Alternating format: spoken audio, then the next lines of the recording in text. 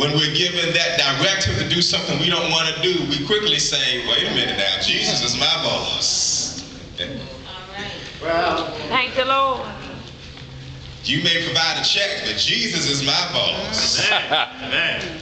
You may provide insurance coverage, but Jesus is my boss. Yeah. You may have been matching my 401k, but Jesus is my boss. Hold on. You know. Maybe it sounds better like this. Jesus is my boss. And we think that justifies not doing something we don't want to do, that we've decided to do. Oh, Lord. But on the contrary, the whole notion that Jesus is our boss should drive us to be the hardest workers. Drive us to maximize the resources that our providers, that our managers have given us. We should have the most sound decisions because Jesus is our boss. Yes. We should work like we're working for God because even in the workplace, we really are working for God. Yeah. Say so. Jesus is my boss, and because he's my boss, I've got to be on my P's and Q's all the time because although my supervisor may not be omniscient, God is. Yes, sir. Yes, sir. Amen. Although my supervisor may not be omnipresent, God is. God is.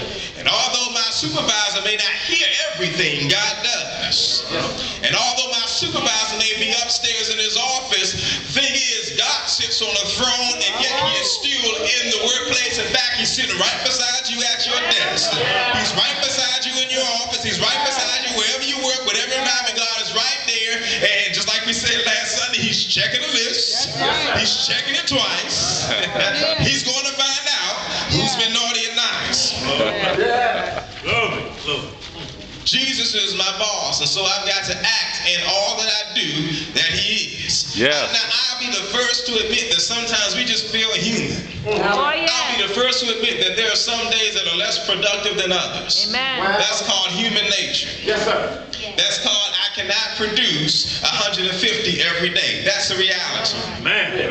I may strive to, I may work to, but the reality is some days I go in and I'm like, come on, you got to do this, you got to do this. That's just how we are some days.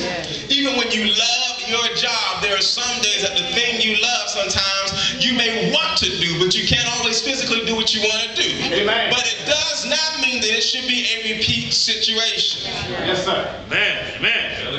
We should not be mediocre folk and say, I'm only human. But we should be constantly pushing, and even when we don't feel like it, we should still find ourselves pushing. This is my philosophy. If I do 150% every day, or almost every day, or most of the time, then on those days when I feel less, I'm still at least giving 100. All right. Yes, sir. Yes. Think about the client that I have now, one of them, and how in reality they became so very used to above and beyond from the entire staff. Yeah. And on the days when it was just meeting 100%, just meeting the mark, and see, meeting the mark really isn't a good thing for the believer. But on those days when it was just 100%, they were like, what in the world is going on? Well, you just got accustomed to 150.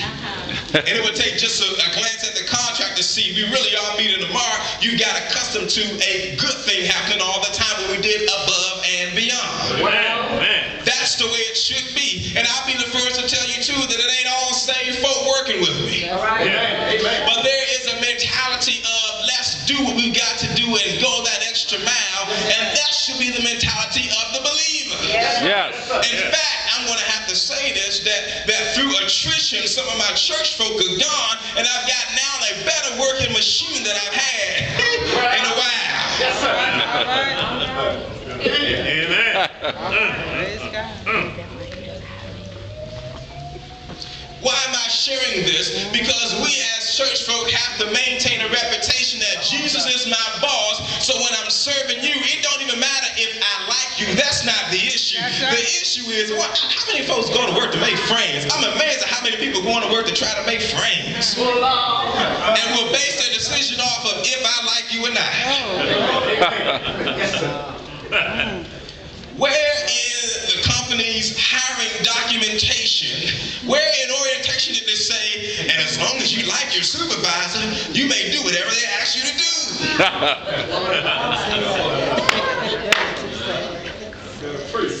As long as you like your co-workers, you can work as a team player. Does not matter your personal feelings. Work is not the place of personal feelings. If you make a friend or two, that's great. But get out all of that stuff. Who cares what you think about me? Now, if we've got some issues to deal with, that's a whole nother scenario. But if it's just based on what I think about you as a person, who cares? The reality is I'm working and I'm working as unto the Lord. And at the end of the day, when I clock out or walk out, whichever my case may be, I must say, Lord, are you pleased with the work that I have done? Amen. Let's move on to point number 2, challenging work environment. Yes. How many of you have ever faced a challenging work environment? Yeah.